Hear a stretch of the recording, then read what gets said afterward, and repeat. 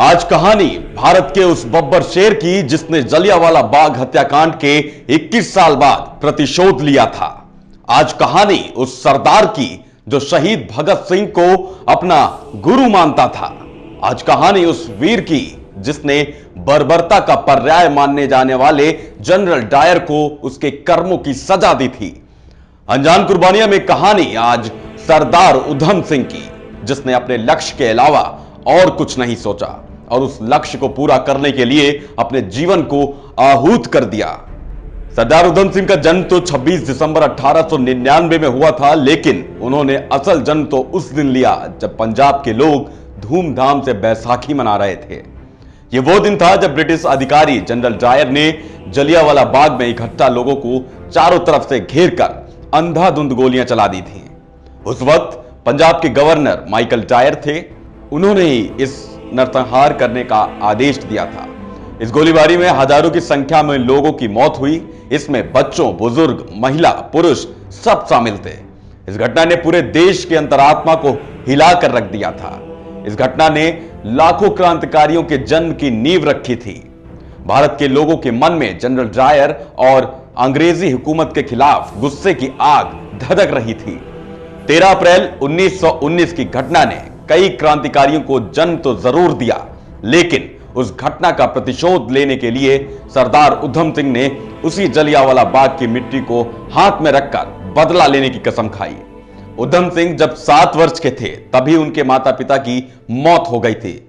उन्हें इसके बाद अनाथालय भेज दिया गया, लेकिन जब जलियांवाला बाग हत्याकांड हुआ तो वो अनाथालय से निकल गए।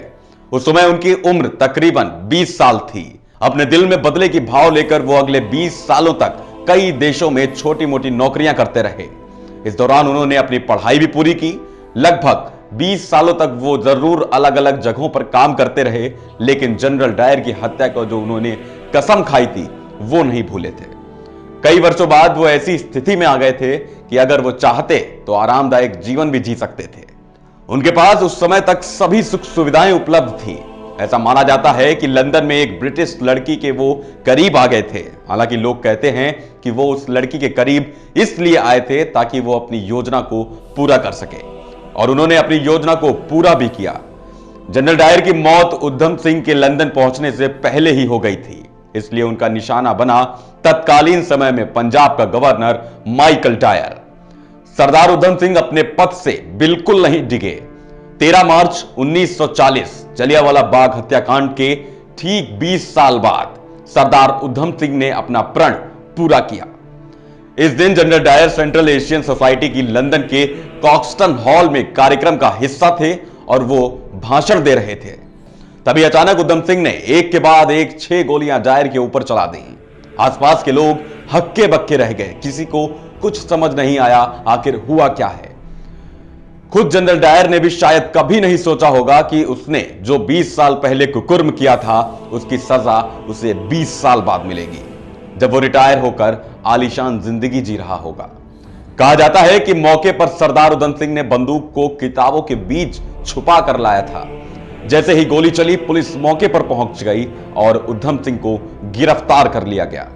हालांकि उन्होंने भी भागने की कोशिश नहीं की, बल्कि वहां खड़े होकर वो हिंदुस्तान के समर्थन में नारे लगाते रहे। पुलिस ने उन्हें पकड़कर मुकदमा दायर किया। चंद महीनों की सुनवाई के बाद 4 जून 1940 यानी भारत की आजादी से ठीक 7 साल पहले उन्हें कर्नल रेजिनाल्ड डायर की हत्या में दोषी ठहराया गया। 31 जुलाई 1940 को उन्हें पेंटनविले जेल में फांसी दे दी गई। कई वर्षों बाद साल 1974 में उनके अवशेषों को भारत वापस लाया गया। सरदार उधम सिंह की कहानी हर युवा के लिए प्रेरणादायक है। उन्होंने जो शपथ 20 साल पहले ली उसे पूरा करने के लिए अपनी पूरी जिंदगी खपा दी। लेकिन कई लोग कुछ वर्षों पहले तक सरदार उधम सिंह को जानते तक नहीं थे। हालांकि कई लोग अब भी नहीं जानते होंगे, और यही दिक्कत है कि हमने अपने स्वतंत्रता सेनानियों को वो मान सम्मान नहीं दिया जिनके वो हकदार थे। समस्या सत्ता में बैठे लोगों में भी रही कि उन्होंने इस देश की शिक्षा व्यवस्था में हमारे महान स्वतंत्रता सेनानियों को स्थान नहीं दिया। उनके बलिदान को हमें पढ़ाया नहीं गया। अनजान कुर्बानियां के इस एपिसोड में इतना ही। बाकी अगले एपिसोड में मिलेंगे एक नई कहानी के साथ। तब तक के लिए जय हिंद, जय भारत।